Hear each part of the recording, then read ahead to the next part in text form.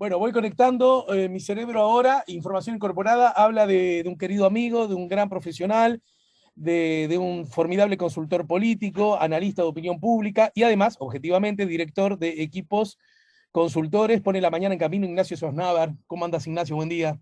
¿Qué tal, Alejandro? Buen día, un gustazo estar por aquí nuevamente contigo y con toda la audiencia. Me pareció muy oportuno que en el marco de la gran noticia del día de ayer, es decir, la confirmación, yo creo que ya nadie dudaba de que eso iba a ocurrir, pero bueno, la confirmación de que en efecto habrá consulta popular, ya tenemos fecha, incluso hasta color de papeletas, lo que ha provocado y sigue provocando otro debate, pero más allá de eso, entonces me pareció muy oportuno. Te vi ayer en Canal 10 dando los datos de la última encuesta a propósito de qué piensa el público acerca de si derogar o no derogar los 135 artículos de la LUC. La primera cosa medio que te voy a preguntar es que obviamente cuando armaron la encuesta, incluso cuando decidieron presentarla, me imagino que no estaban al tanto de la resolución de la Corte Electoral, ¿no? Bueno, no llegué a tener poder sobre la Corte Electoral como para fijar esa fecha, pero, pero Aguantámelo un día que estoy cerrando la encuesta, por favor. no, te cuento una cosa increíble, esas coincidencias que tienen, junto con los clientes de Canal 10, tenemos una planificación anual, digamos, de temas con mucha antelación, ¿no? Esta planificación la armamos en el mes de julio y efectivamente teníamos previsto, parece magia, para el 8 de diciembre la publicación de intención de voto contra la LUC a partir de, evidentemente, la encuesta finalizada en noviembre. Entonces calzó justito, una cosa de pura suerte. Por supuesto, si hubiéramos sabido que la firma andaba ahí, capaz que lo movíamos un día o dos, pero no que estuvimos evaluándolo. Che, y si lo dejamos para el jueves, porque parece que las firmas llegan el jueves, bueno, esas cosas estuvieron sobre la mesa, pero al final no fue necesario porque, evidentemente, la encuesta terminada en noviembre, bueno, la fecha de presentación calzó justo con el día que se llegaron a la firma. Bien, en ese contexto, bueno, me gustaría que vayamos a los datos que arroja esta encuesta y, tal como ustedes nos enseñan, cómo dialoga con la historia a propósito de esta misma consulta. 46% a favor de mantener la LUC, 33% a favor de derogarla. Acá supongo que habrá oficiado en la necesidad de titular, casi como a modo de prensa, estoy citando como fuente el propio sitio web de equipos, porque en realidad lo que está en cuestión no es la LUC, sino 135 artículos de la misma, ¿no?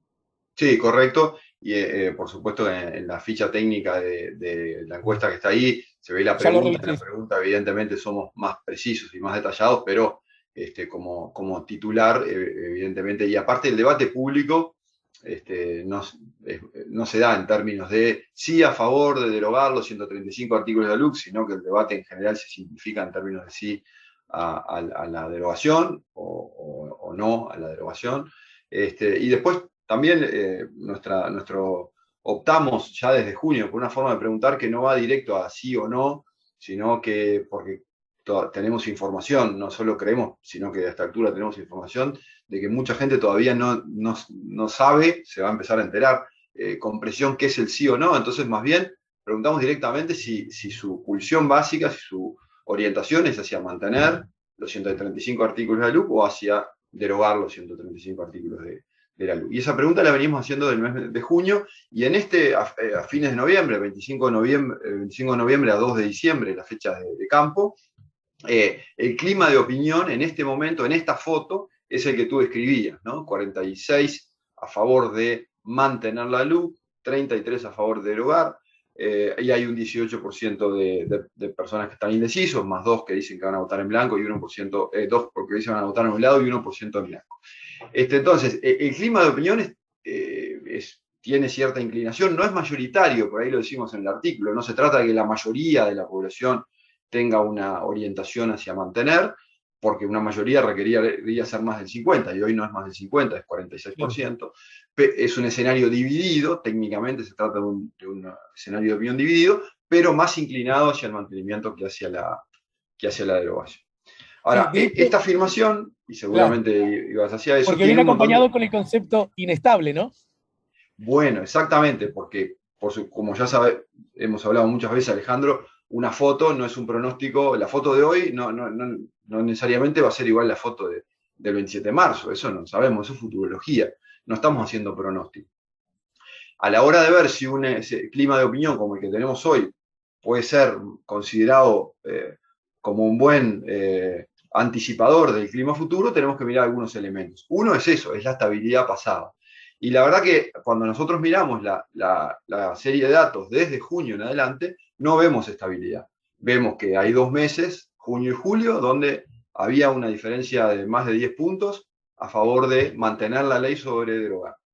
Pero en agosto el resultado era empate absoluto, 36 mantener, 36 derogar.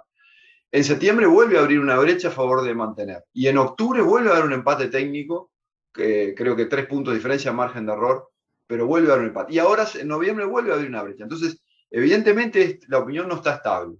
No está estable, hay variaciones.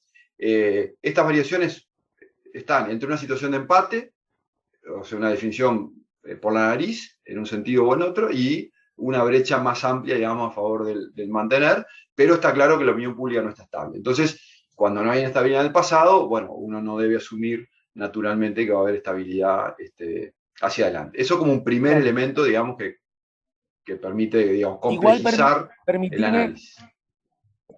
Permitime, a modo de pregunta también, señalar que si bien es cierto, si hasta este momento hubo un escenario de cierta paridad y después un escenario a favor de mantener la ley, seguido por un escenario de paridad y un escenario a favor de mantener la ley, en todo caso, creo yo que por ahora al menos no luce como menor que nunca la opción de derogar esos 135 artículos fue mayoritaria, ¿no?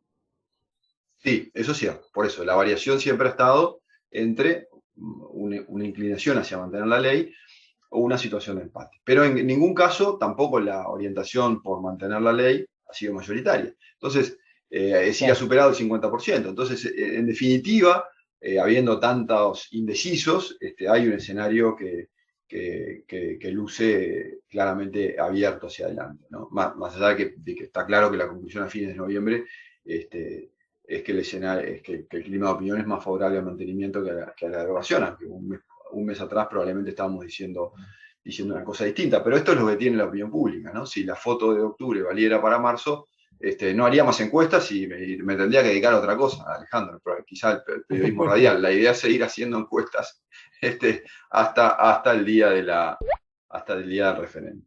Y hay otros elementos que contribuyen a este análisis un poco más profundo, que primero es el nivel de información que el público tiene. Hay una pregunta que venimos haciendo desde junio también, que refiere al proceso de presentación de firmas ante la Corte, y que posiblemente derivaría, como terminó derivando efectivamente, en un referéndum, y a ver qué información tenía la gente de este tema. Y la verdad que en este momento, fines de noviembre, el 50% de la gente dice que sabe perfectamente de la presentación de firmas y de que va a haber un referéndum si la Corte validaba estas firmas. Un 36% decía que había escuchado hablar algo de este tema, pero no tenía muy claro de qué se trataba este asunto. Y un 14% directamente no había escuchado hablar de la presentación de firmas ni de un posible referéndum. Entonces, hay evidentemente niveles de información heterogéneos en la población, y diría gruesamente, podemos hablar de la mitad de los uruguayos con información del proceso de firmas, la LUC y el posible referéndum, y la otra mitad con referencias muy vagas. Y lo interesante de esto también, mirando la serie temporal, ¿sí? Termina el concepto y te hago la pregunta. Que lo interesante de esto, mirando la serie temporal, es que no hubo un crecimiento desde junio hasta noviembre de la cantidad de gente informada.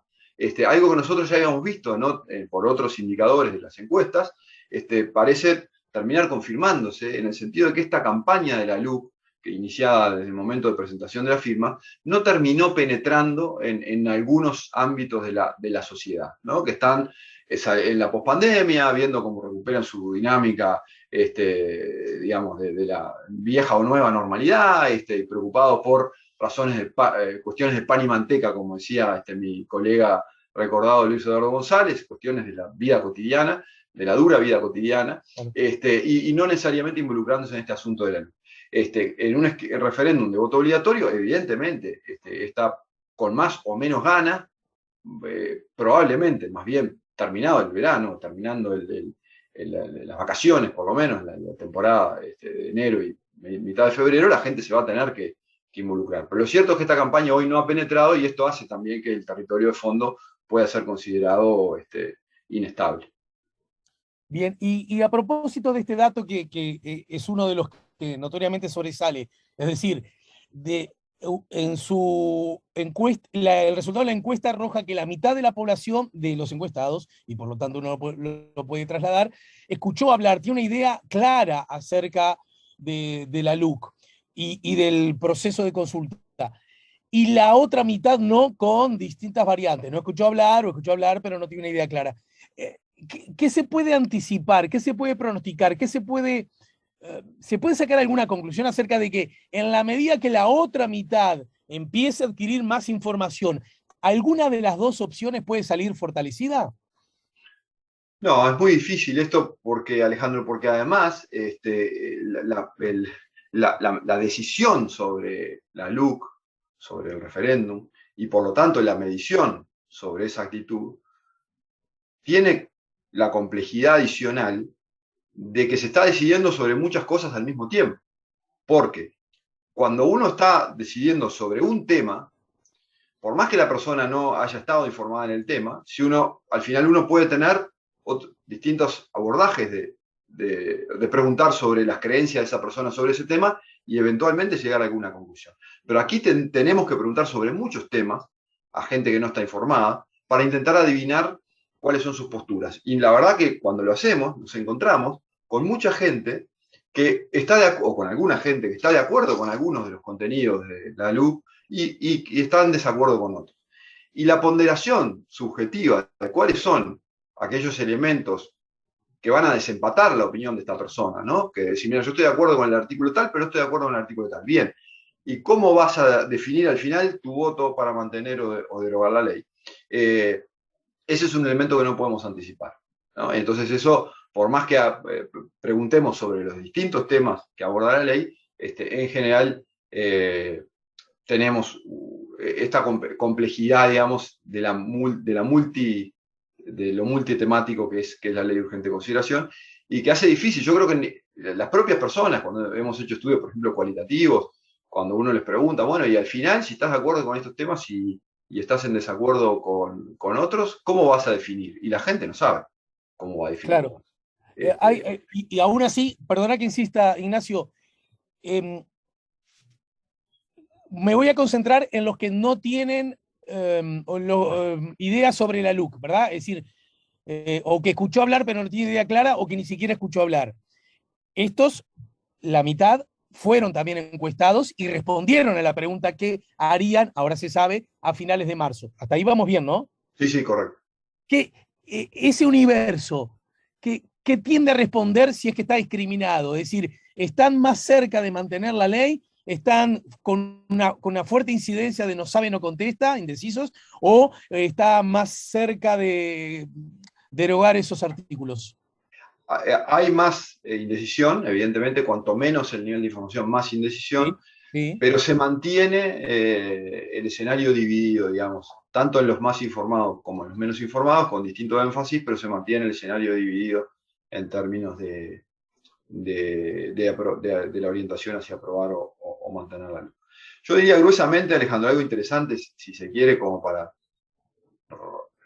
profundizar, como siempre caricaturizando un poco, para simplificar un poco el análisis, es que nosotros tenemos, cuando miramos los niveles de decisión del voto, tenemos 1/3 de la población que está totalmente convencido de que va a votar por mantener la ley. Tenemos 1/3 un poco más chico, 28%, que está totalmente convencido de que va a votar por derogar la ley. Y después en el medio tenemos un conjunto de gente que está indecisa o que tiene orientaciones leves, pero podría llegar a moverla, que es el 36% de la población. Tenemos un tercio grande, digamos, de la población que tiene o no tiene orientación o tiene orientaciones potencialmente móviles.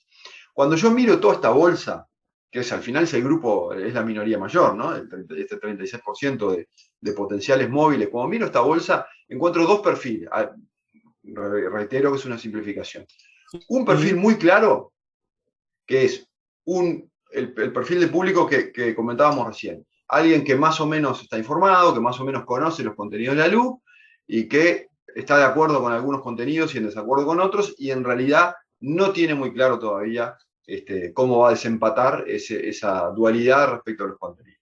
Y después tenemos otro perfil de público, que es como la mitad de este grupo, que es un grupo que no sabe que había presentación de firmas ni referéndum, no tiene muy claro el tema, no tiene muy claro qué es la LUC, y no le interesa mucho el tema. Está realmente muy alejado de esta dinámica política, de este debate político, y diría una parte incluso de este segundo grupo, incluso hasta con ciertos niveles de molestia por sentir que el elenco político está dedicado hoy a estos temas, habiendo posiblemente otras cuestiones que la población considera más urgentes, ¿no? Entonces, ahí hay un público digamos, informado, racional, que no logra desempatar, un público desinformado y que el tema no le interesa mucho, y dentro de este público desinformado, algunos incluso molestos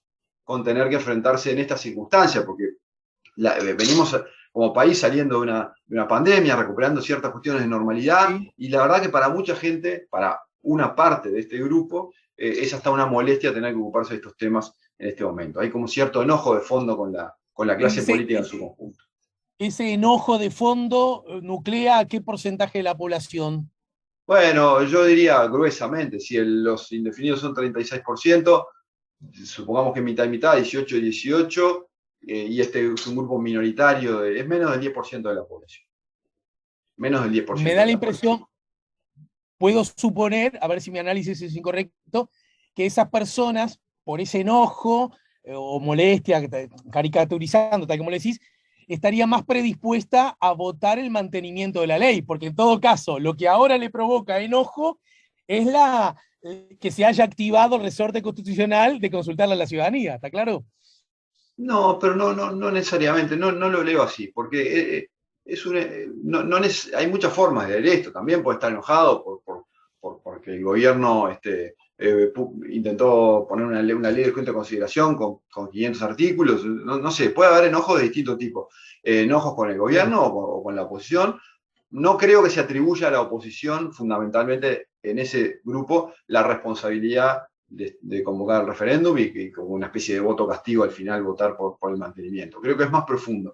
Y lo asocio con algo más interesante, Alejandro, que es que cuando en la pregunta clásica de equipos de cuál es el principal problema del país, la hacemos todos los meses, una pregunta abierta, está empezando a aparecer, ya desde mitad del año pasado, un conjunto de gente que empieza a responder espontáneamente que categorías que tienen que ver con la política. Hay gente que dice el principal problema del país es el gobierno, gente que dice el principal problema del país es la oposición, hay gente que dice el principal problema del país son los sindicatos, hay gente que dice el principal problema del país es la grieta o la polarización. Es decir, categorías que tienen que ver con la política empiezan a aparecer como problemas del país. Esto es raro en Uruguay. Esto en Uruguay no pasaba, esto lo veíamos en otros países, o típicamente como Argentina. Uno preguntaba los problemas del país. En Uruguay la gente decía, bueno, es la seguridad, es el desempleo, son los problemas sustantivos. La política en Uruguay en general la vista como la solución y no como el problema. Y de a poquito hay un grupo que empieza a estar molesto con la política a tal punto que lo empieza a colocar como principal problema del país. Y también está en el entorno del 8 o 10% de la población. Entonces, esta dinámica de polarización política, a la cual evidentemente la situación del referéndum quizá contribuye, puede estar generando algunas consecuencias que van más allá de la propia aprobación o no o mantenimiento o no de la ley, ¿no? Que pueden estar generando una situación de desgaste mayor en el elenco político, y es algo que, como bien tú sabes, a los que tenemos el cuidado de la democracia y los partidos como norte fundamental por encima de cualquier cosa, siempre esas pequeñas lucitas amarillas nos llaman la atención. ¿Sabés qué? Me parece muy interesante lo que decís, además, en tu caso en particular, por la empresa que dirigís, tan vinculada al estudio del Latino Barómetro, ¿no es cierto? Correcto. Que me parece muy rico que empiecen a dialogar. Lo que de algún modo me llama la atención, pero no me llama la atención desde la sorpresa, Ignacio, sino me llama la atención como un asunto que creo que merece ser responsablemente estudiado. si hay algo que el Uruguay exhibe a lo largo de su historia y desde la recuperación democrática mucho más, son lo habitual de las formulaciones de democracia directa a través de consultas populares. El Uruguay lo tiene muy acostumbrado, es algo que forma parte de nuestra identidad política, y por lo tanto, ¿por qué da la sensación, a mí un poco me desconcierta, ¿por qué daría la sensación que esta, la que vamos a vivir en marzo, adquiere, será porque es la que uno siempre cuando está en el medio del baile piensa que es el único baile o el mejor o el peor de toda la historia? ¿Por qué adquiere estos ribetes tan bueno, de desencuentro, de grieta, cuando en realidad, lo tiro para jugar casi ingenuamente, podría ser de entusiasmo, vamos a tener la posibilidad de discutir más y mejor sobre temas que nos afectan a todos, y cada uno después con libertad y en ejercicio republicano y democrático definirá por sí y ante sí en el cuarto secreto qué es lo mejor para la República? Es decir, ¿por qué ver este instrumento, que repito, ya ha sido usado tantas veces, como un ejercicio de grieta o de desencuentro? Bueno, a ver, yo creo que acá hay dos planos, como el plano del debate político y la dinámica política en sí misma, y otro es el plano de la opinión pública y de los ciudadanos, ¿no? Desde el plano de la dinámica política, está claro que estamos en un momento de polarización y enfrentamiento muy fuerte, muy importante, ¿no? Está claro que terminamos un ciclo largo de 15 años del Frente Amplio en el gobierno, hubo un cambio de ciclo político, esas situaciones siempre son tensas. Cuando un partido que está tantos años en el gobierno pierde el poder, evidentemente tiene ganas de recuperarlo cuanto antes y eso se siente, digamos, en el aire, ¿no? Y lo mismo, cuando un partido, en este caso el Partido Nacional, hace 30 años que no estaba en el poder y tiene la oportunidad de gobernar, tiene ganas, evidentemente, de hacer cosas y de apretar y acelerar a fondo, y eso evidentemente, también es parte de la realidad. Entonces, ese contexto está instalado ya antes del referéndum. Creo que en todo caso el referéndum es un escenario, es una excusa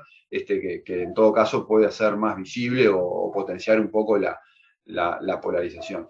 Yo desde el punto de vista del comportamiento del elenco político, empecé siendo bastante, con respecto al referéndum, empecé siendo más pesimista, más preocupado por algunos tonos, algunos matices, algunas formas, y hoy soy un poco más optimista, porque creo Ajá. que tanto el oficialismo como la oposición hoy tienen incentivos como para moderar sus discursos, porque en definitiva, durante el proceso de recolección de firmas, la estrategia más razonable era digamos, recoger por izquierda, recoger por las posiciones más radicales, que eran los que iban a estar más propensos a firmar. Pero para ganar el referéndum, la Claro. oposición tiene que buscar la posición de los moderados. Entonces, tienen que abandonar no solo las posturas, sino también los voceros más afines, digamos, a los votantes más radicales, y apostar a voceros y mensajes que apunten más a los moderados. Y lo mismo desde el oficialismo. Entonces, creo que los dos tienen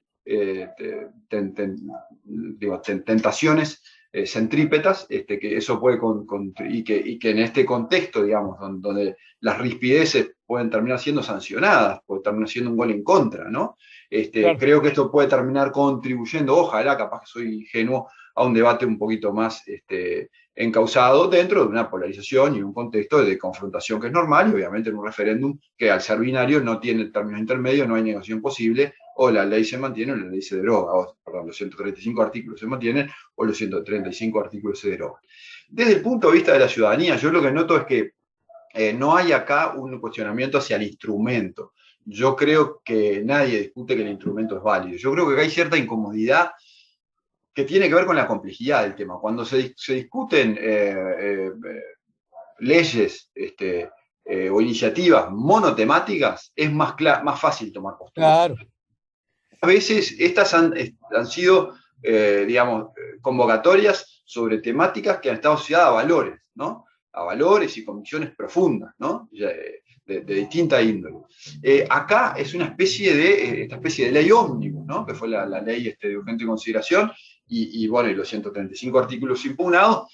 Si uno lo mira desde el punto de vista del ciudadano y el costo de información que requiere, es un costo muy alto, ¿no? Es un costo muy alto. Si uno quiere efectivamente tomar una decisión razonada. Y para el ciudadano que estos temas no le interesan mucho, entonces empieza Claro. a estar molesto. Y creo que también el contexto, ¿no? Yo creo que el contexto es importante. En un contexto post-pandemia, hubo un año y medio, durante la verdad que el Uruguay estuvo funcionando casi a pedal, digamos, ¿no? Mucha gente haciendo muy limitada en sus posibilidades sociales, laborales, recreativas, etcétera. Y ahora que estamos en este momento, toquemos madera, pero recuperando cierta normalidad, el verse forzado, digamos, a dedicar tiempo, energía, cabeza, y ver que los políticos se pelean por estas cosas que esta parte del público no entiende mucho, puede generar algún costo adicional. Entonces, en el balance diría, no soy pesimista por las razones que decía al principio sobre los incentivos que tiene la clase política, pero sí creo que es sano para todos estar atentos a no elevar estos niveles de polarización si no es estrictamente necesario.